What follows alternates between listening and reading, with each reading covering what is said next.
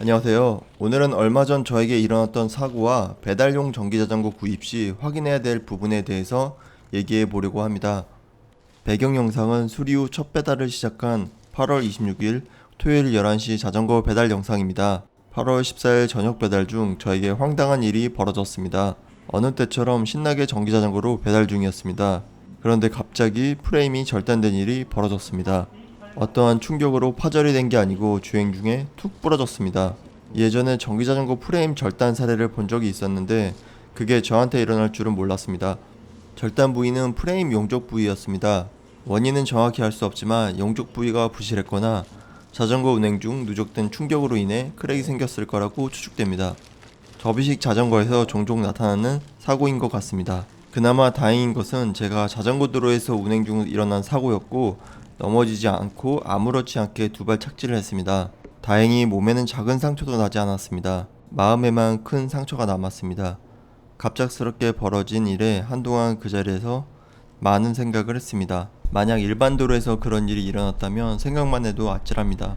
5월달에 일어난 짐바지 파손 사건, 이번에 프레임 절단 사건을 겪으면서 배달 자전거에 대한 생각이 달라졌습니다. 그 중 하나가 내구성입니다. 그래서 오늘은 배달용 전기자전거 구입 시 고려해야 될 부분에 대해서 얘기해 보겠습니다. 일단 제가 타고 있는 퀄리 Q 맥스 모델은 배달용으로 적합하지 않습니다. 제가 22년 3월에 구입했기 때문에 현재 판매하고 있는 최신 모델은 다를 수 있는 점 참고하시길 바랍니다. 그리고 배달용으로 적합하지 않다는 것이지 일반 라이딩용으로는 문제 없습니다. 제 자전거를 배달용으로 사지 말라고 하는 이유는 조금 있다가 더 자세히 얘기해 보겠습니다. 먼저 이번 사고 처리 과정에 대해서 조금 더 얘기해 보겠습니다. 배달하는 도중에 일이 벌어졌습니다. 신호등 하나만 건너면 되는 상황이라 자전거를 한쪽에 두고 걸어서 배달을 끝냈습니다. 만약 배달을 완료하기 힘든 상황이라면 배민에서 처리해주지 않을까 생각이 듭니다. 혹시 사고 관련 접수 과정을 아시는 분은 댓글로 알려주시면 감사하겠습니다. 혹시 몰라 배민에 보험 관련 문의를 했습니다. PM 시감제 보험은 보험회사에 문의하라는 답을 얻었고 보험회사에 접수를 했습니다. 그 다음날이 광복절이라 수요일에 보험회사에서 연락이 왔습니다. 본인 물건에 대한 파손은 보험이 안되고 본인이 다쳤을 경우 진단비가 일정 금액 이상일 때 보험 접수가 가능하다고 합니다.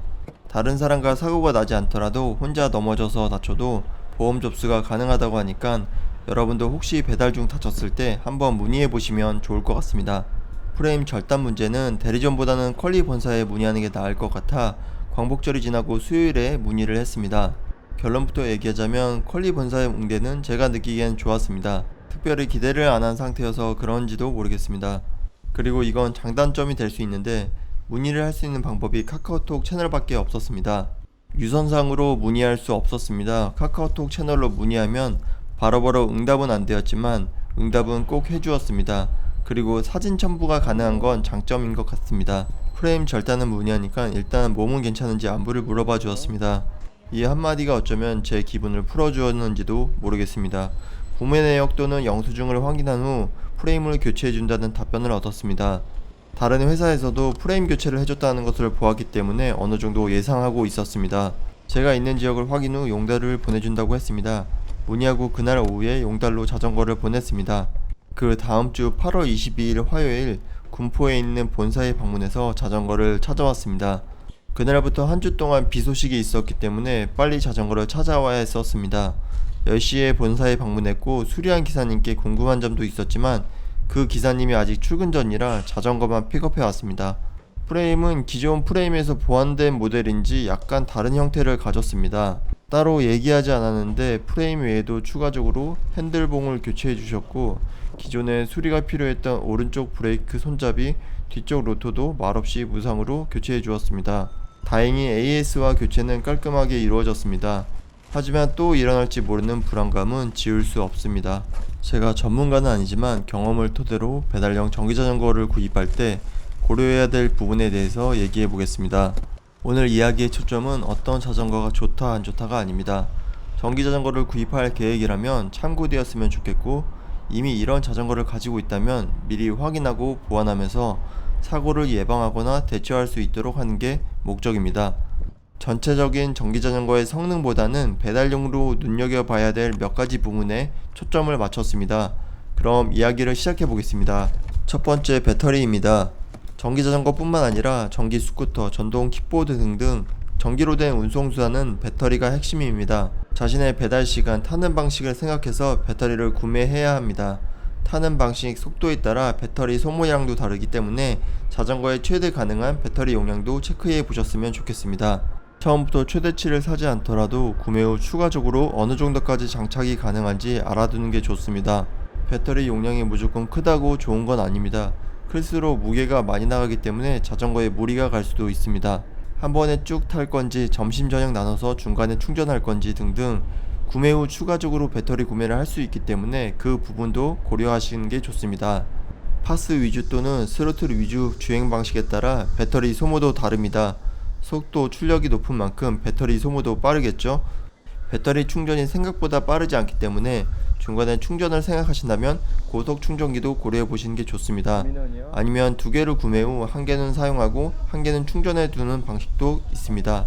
배터리 수명은 영구적인 게 아닙니다. 몇 년 쓰다 보면 휴대폰처럼 배터리 효율이 떨어지기 때문에 이 부분도 고려해야 됩니다. 과충전, 과방전도 좋지 않습니다. 특히 배터리를 매번 끝까지 다 쓰는 건 배터리에 좋지 않습니다. 배달 시간보다 용량이 약간 여유 있는 게 좋습니다. 만약 중고로 구매 시 사용거리가 적다고 무조건 좋은 건 아닙니다. 오랫동안 방전된 상태로 보관했다면 배터리 효율이 떨어질 수 있기 때문에 이 부분도 염두에 두셔야 됩니다. 판매자가 얼마나 배터리 관리를 잘했냐가 중요합니다. 배터리를 충전하기 위해 탈부착해야 된다면 탈부착 방식도 고려해야 합니다.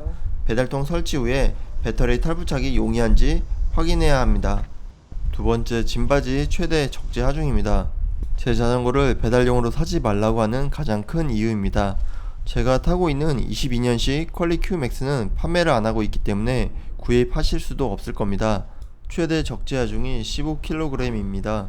배달 가방의 무게, 배달 가방 받침대 무게, 그리고 음식 무게 합하면 그 무게를 무시할 수 없습니다. 알뜰 배달, 멀티 배달이 도입되면서 음식 봉지도 늘어나고 가끔 무게가 나가는 음식, 무거운 비마트 배송을 하면 무게가 만만치 않습니다. 최대치가 있다고 해도 그 최대치에 가깝지 않게 쓰는 게 제품을 안정적으로 쓸 수 있다고 생각이 듭니다. 70%, 80%? 그거보다 더 적으면 적을수록 좋겠죠? 전기자전거를 배달용으로 처음 구입할 경우 자전거, 배터리, 모터 등 자전거 성능에 집중하느라 짐바지에 소홀할 수 있습니다. 배달 무게가 무조건 가볍지 않습니다. 가벼운 무게만 골라서 타는 것도 쉽지 않습니다. 전기자전거로 배달하는 경우는 주행 환경이 악조건에 해당됩니다. 일반적인 주행보다 짐바지에 무거운 짐을 싣고 급출발, 급정거를 반복합니다. 울퉁불퉁한 도로도 지나갑니다. 생각보다 작은 턱들도 많습니다. 여기에 스로틀 위주의 주행을 한다거나 매일매일 장시간 운행을 한다면 자전거의 피로도는 높아질 겁니다. 분명 자전거 회사에서도 출시 전에 테스트를 했을 겁니다. 하지만 이런 악조건 속에서 테스트를 하지 않았을 겁니다. 왜냐하면 애초에 배달용 자전거가 아니기 때문입니다. 뒤 서스펜션이 있는 경우 짐바지를 고정시키기 어려운 구조로 된 경우도 있습니다. 서스펜션이 없는 경우 좀 더 튼튼하게 고정시킬 수 있습니다. 하지만 뒤 서스펜션이 없으면 장시간 운행 시 허리에 부담이 갈 수 있어서 서스펜션 유무가 좋다 나쁘다라고 얘기하기는 어렵습니다. 서스펜션이 있어도 짐바지 구조가 튼튼한 자전거도 있으니까 그 부분도 참고하셔서 보셨으면 좋겠습니다. 세 번째, 접이식 비접이식입니다. 전기자전거 중에 접이식으로 된 모델이 있습니다. 접이식 자전거들은 보통 프레임 쪽이 용접되어 있는 제품들이 있습니다. 구입 후 용접된 부위를 종종 확인할 필요가 있습니다. 용접이 제대로 되어 있지 않거나 어떠한 충격이 발생한다면 그 부위가 크랙이 생길 우려가 있습니다. 일반인이 용접이 제대로 되어 있는지 눈으로 확인하기는 어렵습니다. 자전거를 타기 전에 프레임의 용접 부위를 가끔 눈으로 확인하셔서 크랙이 없는지 확인하시길 바랍니다. 제대로 용접하면 그 옆은 부러질 수 있지만 용접한 곳은 안 부러진다는 얘기가 있습니다. 구조상 접이식이 비접이식보다 내구성이 떨어질 수 있습니다. 개인의 용도에 따라 접이식이 필요한 분들도 있겠죠? 저도 접어서 이동하는 건 이번 사고로 처음이었는데 차에 실어서 이동할 수 있는 장점은 있었습니다. 하지만 배달 용도로 사용하면서 접을 일은 거의 없었습니다.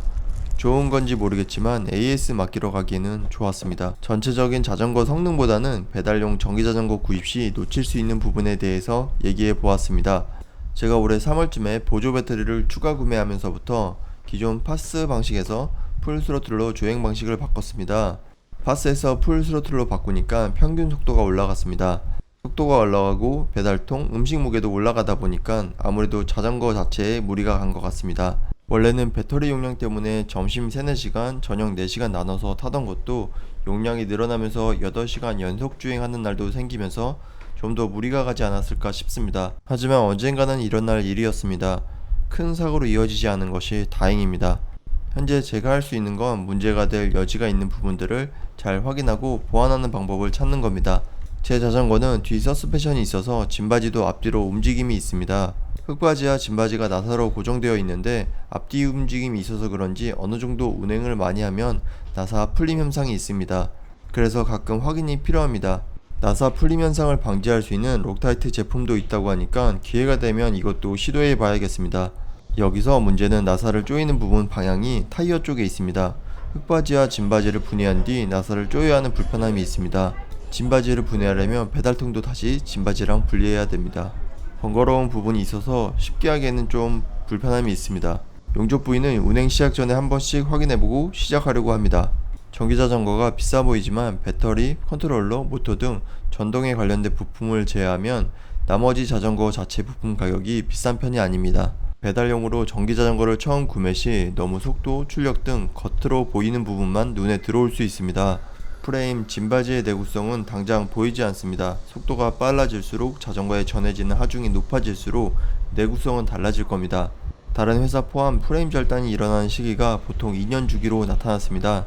다행히 23년 최신 제품들에서는 아직 사례가 없는 것 같습니다. 최신 제품들은 많이 보완되어 나왔을 거라고 믿고 싶습니다. 제가 교체한 프레임도 좀 더 튼튼하게 바라봅니다. 저는 참고로 80kg 조금 넘습니다. 저보다 몸무게가 적고 파스 위주로 주행하시는 분들은 자전거에 무리가 덜 갈 것 같고 그 반대인 분들은 더 조심하실 필요가 있습니다. 무조건 비싸고 빠른 자전거가 좋은 건 아닙니다. 아니, 나에게 맞는 건 아닙니다. 본인 상황에 맞는 자전거를 찾는 게 중요합니다. 이 영상을 보고 다른 분들은 저처럼 운행 중에 사고가 생긴 일이 없었으면 좋겠습니다. 사고가 일어나기 전에 미리 대비하셨으면 좋겠습니다. 영상 끝까지 시청해주셔서 감사합니다. 오늘도 행복한 하루 되세요.